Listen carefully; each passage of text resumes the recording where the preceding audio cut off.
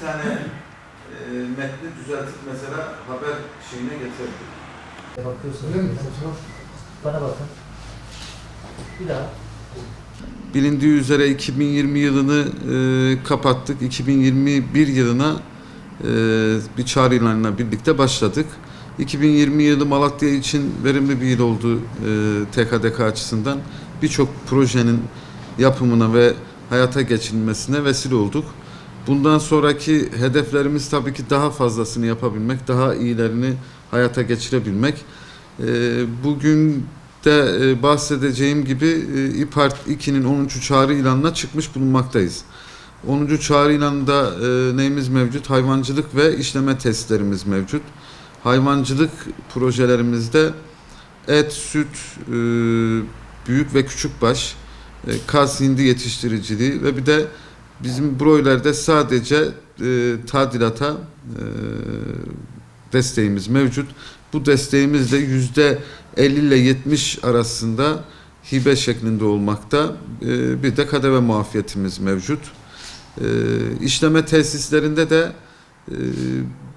bu dönemde et, süt işlemesi, beyaz et işlemesi, balık işleme ve gıda işlemeleriyle ilgili bir de yaş sebze meyve işlemesi mevcut.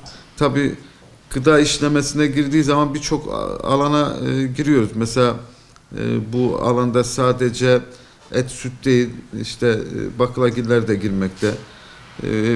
Birçok alana da destek vermekteyiz. Özellikle biz bu alanda Malatya kayısı bölgesi olduğu için kayısı işletmeleri bizim için daha da önem arz etmekte.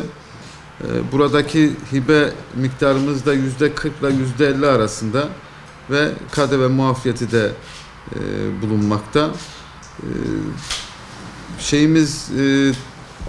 Çağrı ilanımız bakanımızın geçen hafta yaptığı toplantıyla başladı.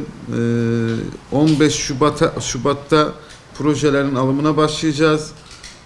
Bir kısmını 16 Mart'ta, bir kısmını da 23 Mart'ta projelerin alımını sonuçlandıracağız. İnşallah 10. çağrı ilanı Malatya'mız için hayırlara vesile olur.